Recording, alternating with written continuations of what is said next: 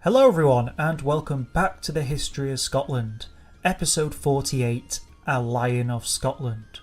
I'm your host Fraser, and today we delve deeper into a pivotal era of Scottish history, a time of kings, popes, conflicts and the quest for independence. In our last episode, we explored the seismic repercussions of King William I's decisive defeat at the hands of the English. It was a moment that altered the course of Scottish history, shaping the nation's trajectory in profound ways. We scrutinise how this defeat not only impacted William's reign, but also set the stage for Scotland's future dealings with its powerful neighbour to the south. Today, we shift our focus back to William's reign, a period marked by significant events and intriguing political manoeuvres. Our journey begins in the year 1181, a time when the echoes of the battle had barely faded and Scotland stood at the crucial crossroad. We will explore the intricacies of William's marriage to Ermengarde de Beaumont, a woman of noble English heritage, being the great-granddaughter of King Henry I of England.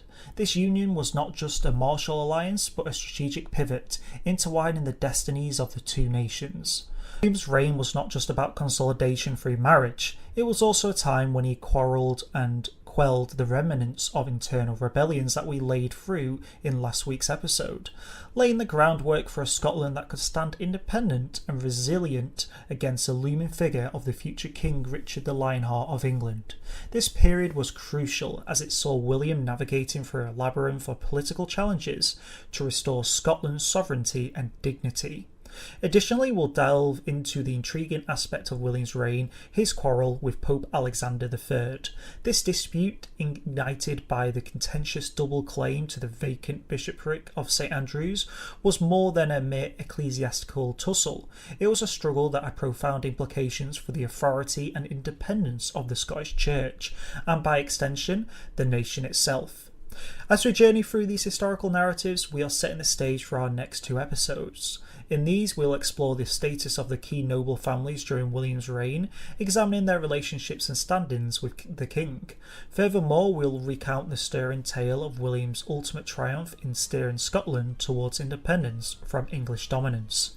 So, I invite you to settle in with a hot drink, turn up your radio or headphones and join me as we rewind to the year 1181, to a Scotland still reeling yet resilient under the reign of a king who would come to be known as a lion in his own right.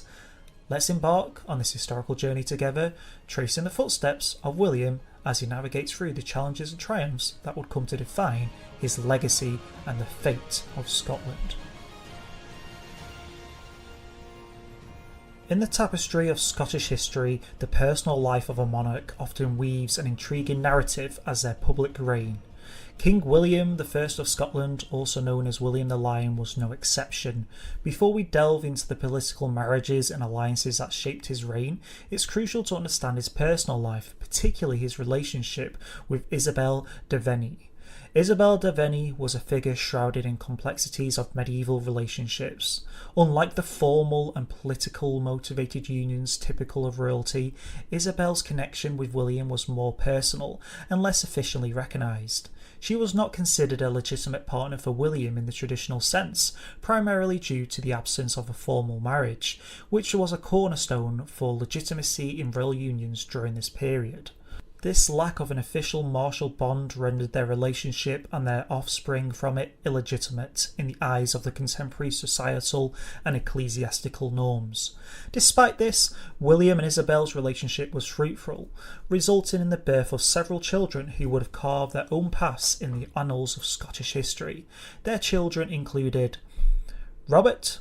His very title indicates his likely birth, signifying William's connections and activities in England. He was born in London, so he was known as Robert de London. Henry de Gallantly, notably Henry's son Patrick Gallantly, emerged as one of the competitors for the Scottish crown in the pivotal era of 1291 AD, underlining the enduring influence of William's descendants. Ada Fitzwilliam, she married Patrick, Earl of Dunbar, aligning her with one of the Scotland's most prominent noble families, Oriffica. Her marriage to William de Say extended William's first influence on Scotland. Intriguingly, her great-grandson, Roger de Mandeville, was also a competitor for the Scottish crown in 1291, highlighting the lasting political relevance of William's progeny. And then there was also Isabella MacWilliam. The lives and alliances of William's children with Isabella, though born out of a union not recognised as legitimate, played crucial roles in the intricate web of Scottish nobility and politics. Their marriages and descendants not only shaped the immediate power dynamics of William's reign, but also left a lasting impact on Scotland's struggle for independence and its ongoing contest for the crown in the subsequent century. The marriage of Isabella MacWilliam, however, a daughter of King William and Isabella, to Robert de Bruce in 1183 played a pivotal role in the future dynamics of Scottish politics. Now, we'll pick up with Robert de Bruce in next week's episode, touching upon the nobles in Scotland, but Robert de Bruce in 1183 did marry Isabella, which would, set things in a certain trajectory during the wars of Scottish independence under the reigns of Edward I and Edward II of England. Isabella MacWilliam, being a direct descendant of William, held a significant lineage. Her marriage to Robert de Bruce, the 3rd Lord of Arndale, integrated the Bruce family into the royal bloodline of Scotland. This alliance was not merely a union of two individuals, but a fusion of two powerful and influential lineages. The significance of this marriage, as I've said, can become particularly evident in the late 13th and early 14th centuries, and we'll touch upon them in our future episodes on the Scottish Wars of Independence.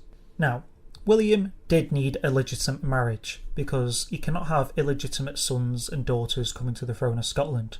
We've seen in the past how that can lead to, civil wars and bloodshed.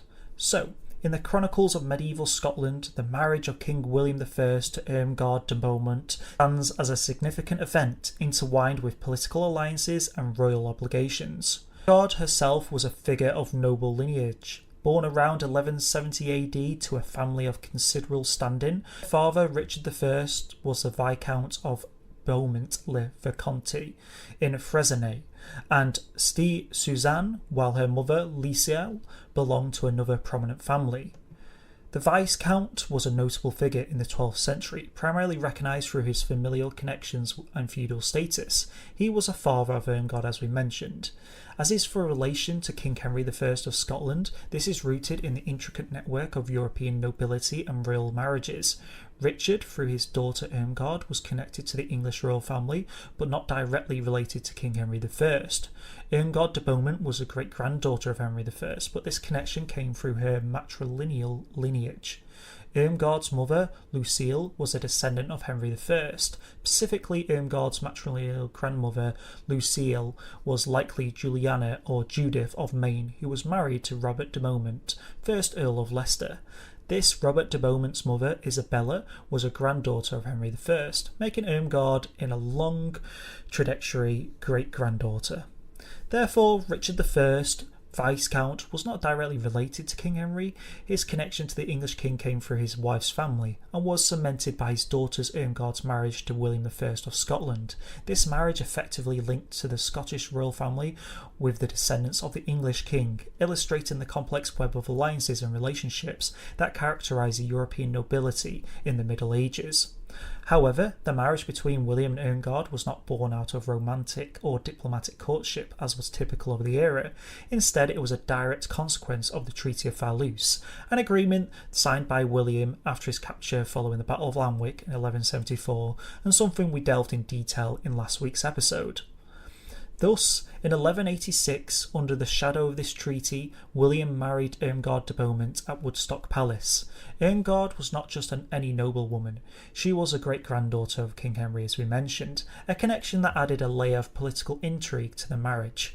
By marrying Ermengarde, William was not only fulfilling a clause of the Treaty of Fallouse, but he was also forging a direct link to the English royal lineage. This alliance was undoubtedly a strategic move, perhaps designed by Henry, to further bind Scotland to England both politically and dynastically. The marriage of William and Ermengarde therefore was more than a personal union. It was a melding of Scottish independence with English royal influence, a symbol of complex and often fraught relationships between the two realms during this period of history. Ermengarde de Beaumont's dowry, including Edinburgh Castle, is a fascinating aspect of her marriage to King William. Dowry traditionally was a transfer of parental property, gifts or money at the marriage of a daughter. In the case of Ermengarde, however, Edinburgh Castle, one of the most significant and symbolic fortifications in Scotland, was part of her dowry.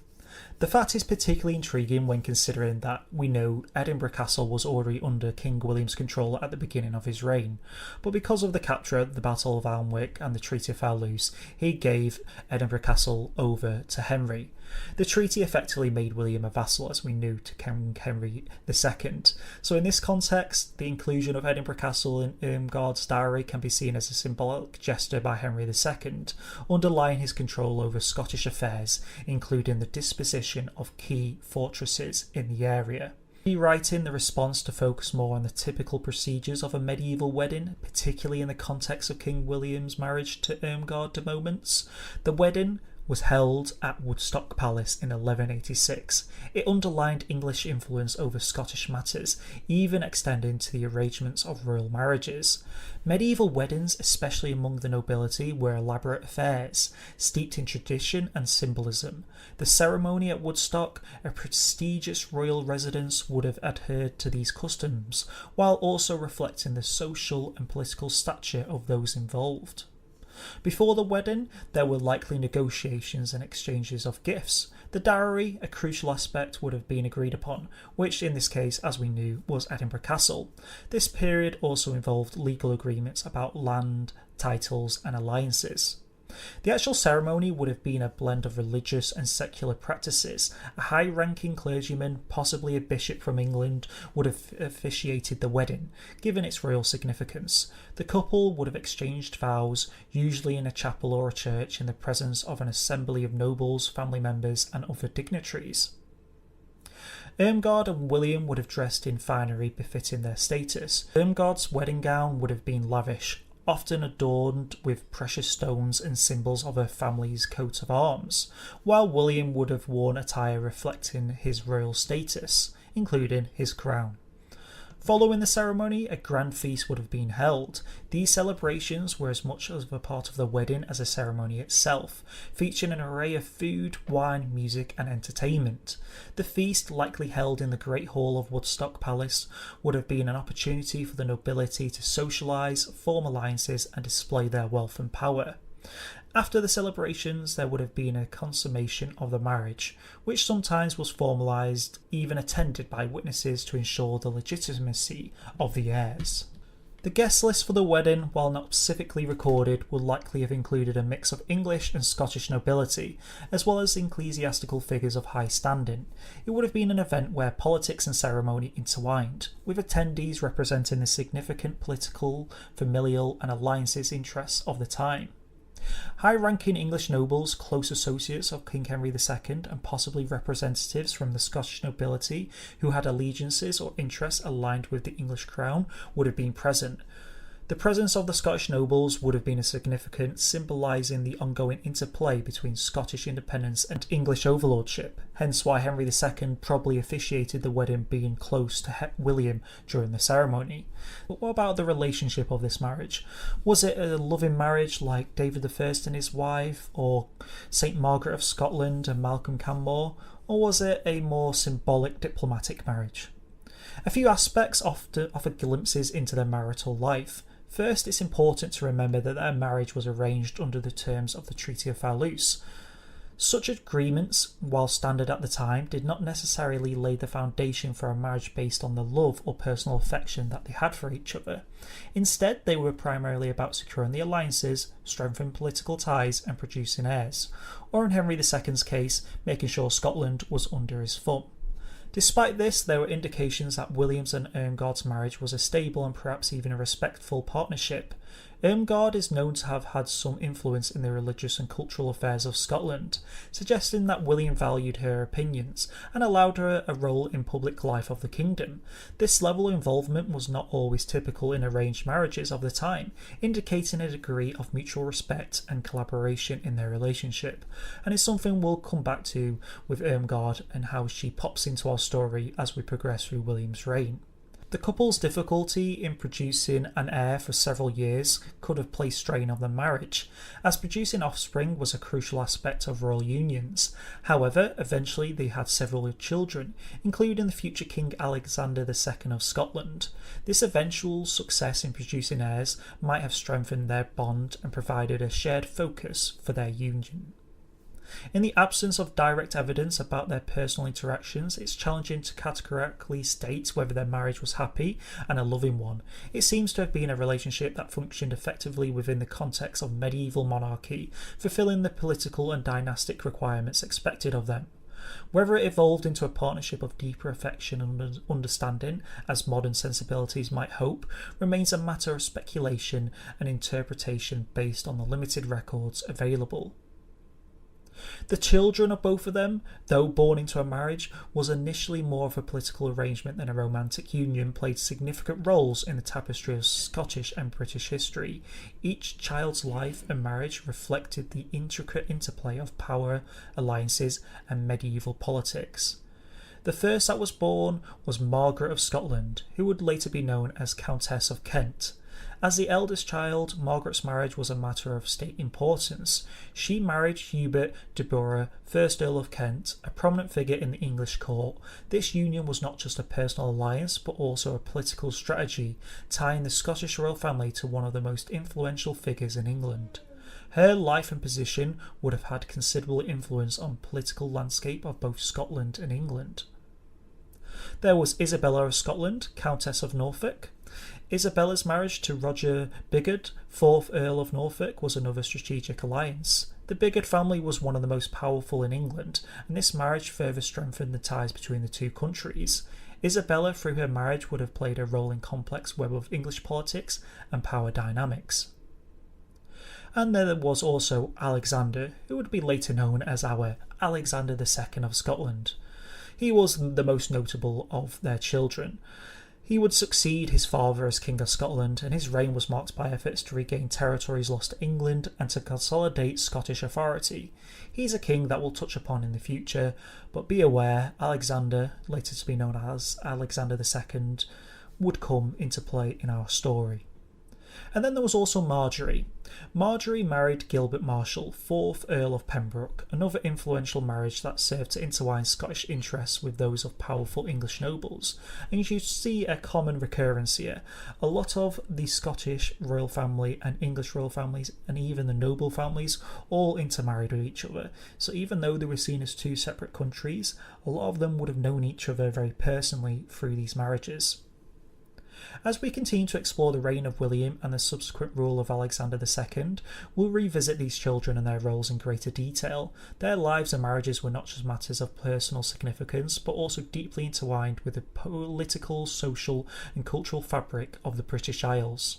If we now move on from the splendid palace at Woodstock, let's take William and his new bride back to Scotland and to Edinburgh Castle, where William learns more about the aftermath of the revolts. The aftermath of the revolts against King William was a crucial period for his reign, marked by challenges, strategic responses and a shift in balance of power within the kingdom. Following the suppression of these revolts, there was a notable change in how William was viewed by his nobles, particularly the Gaelic ones. The Gaelic lords, who held significant power and influence in their territories, often viewed the central authority with a degree of suspicion and autonomy. William's ability to quell these uprisings might have earned him a grudging respect for his strength and leadership. However, there was likely also resentment and a sense of caution among these nobles as they witnessed their assertion of royal power. In response to the challenges to his authority, William implemented several measures to strengthen his control and ensure the loyalty of his subjects, especially in the more rebellious regions. One key strategy was the establishment of castles and boroughs in strategic locations.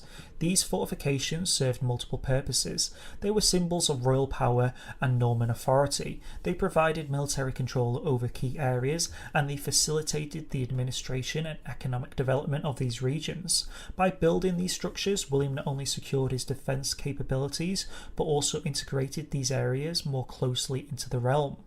Additionally, the establishment of new boroughs, or towns, helped in the economic development and trade, which in turn created a class of merchants and townsfolk who were often more aligned with the crown than with the local nobility. These strategies helped to dilute the power of rebellious lords and Gaelic nobles and bring more stability to the kingdom. Now, we'll touch upon the council's role in the ruling next week when we go through the nobles during William's reign and what role they played in the rulership. Obviously, we've lost Uhtred, who was a close friend of William, so we'll touch upon who's replaced him and, did other nobles come and go. We've obviously had the marriage to the de Bruce family, which will link William's family to the Bruce family going forward.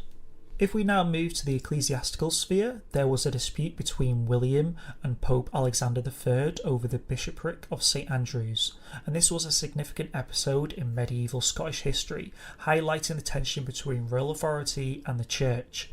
This quarrel revolved around the appointment of a new bishop for St Andrews, a crucial ecclesiastical position in Scotland. The contention arose when the bishopric became vacant. King William sought to appoint his chaplain, Hugh, to the influential post. Hugh was a member of William's inner circle, and his appointment would have ensured a bishop closely aligned with the king's interests. This move was a reflection of the common practice at the time, where kings often sought to place loyalists in key ecclesiastical positions to extend their influence over the church. However, Pope Alexander III had different plans. He supported the Archdeacon of St Andrews, John Scotius, who would have become canonically elected to the position. John Scotius's election followed the church's procedures and laws, representing the ecclesiastical community's choice. The Pope's support for Scotius was in line with the church's efforts to maintain autonomy in its appointments and resist secular interference, a common theme in medieval church-state affairs.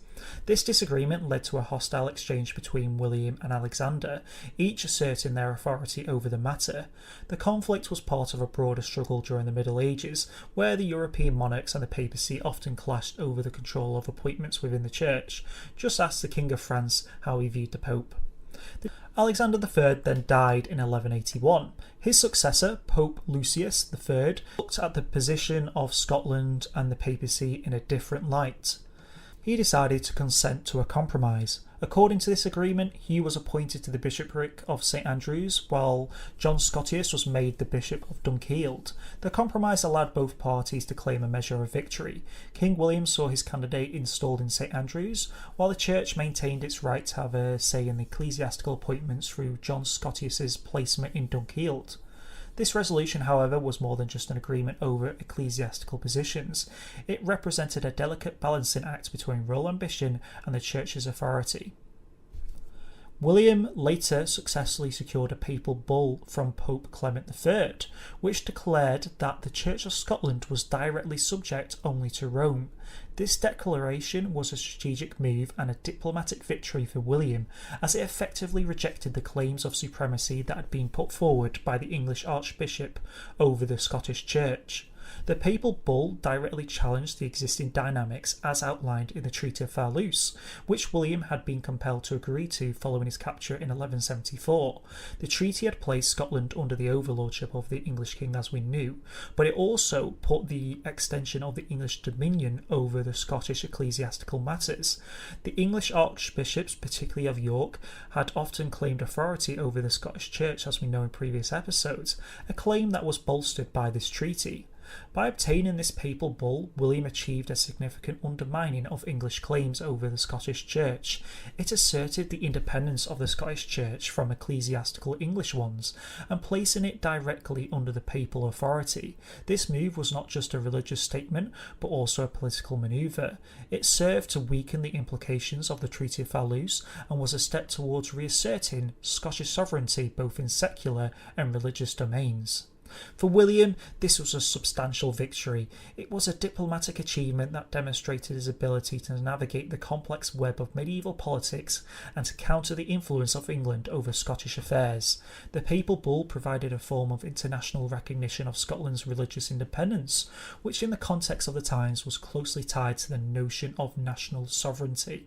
Furthermore, this success was a moral booster for William and his reign. It showed his effectiveness as a ruler, capable of defending and advancing the interests of Scotland against external pressures, particularly from his powerful neighbour to the south.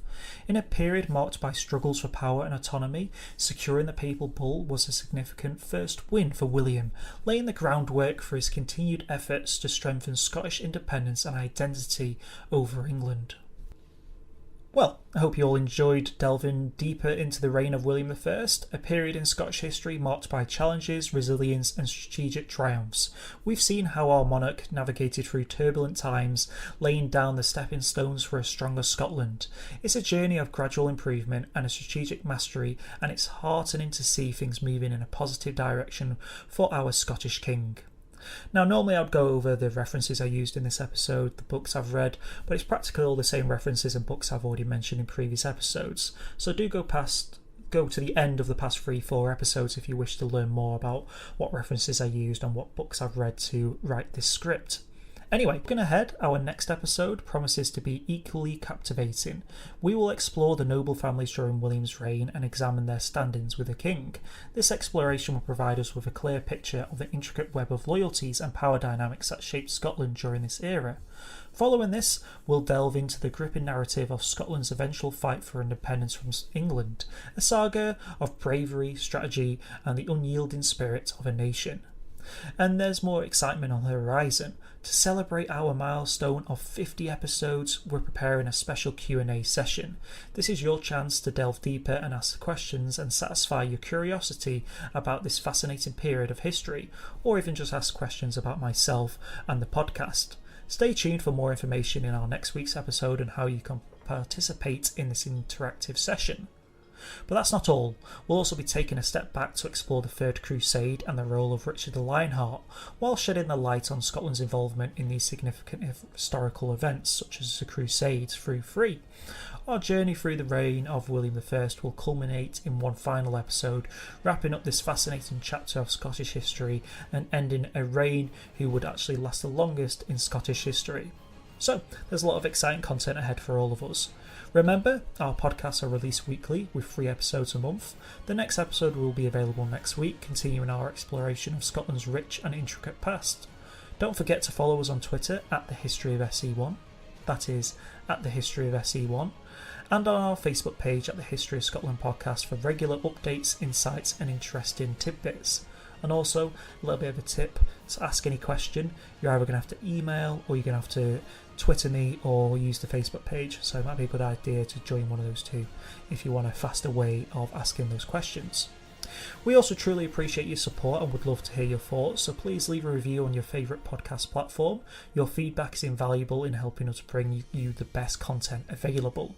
Our podcast is available on Apple Podcasts, Spotify, Google Podcasts, Podbean and many other great podcasting sites. So wherever you are, you can always join us on this historical journey. Anyway, thank you for tuning in. Have a fantastic week ahead, guys. Stay safe, and I'll see you all on the next episode of the History of Scotland. Till then, I'll catch you on the next one. Peace.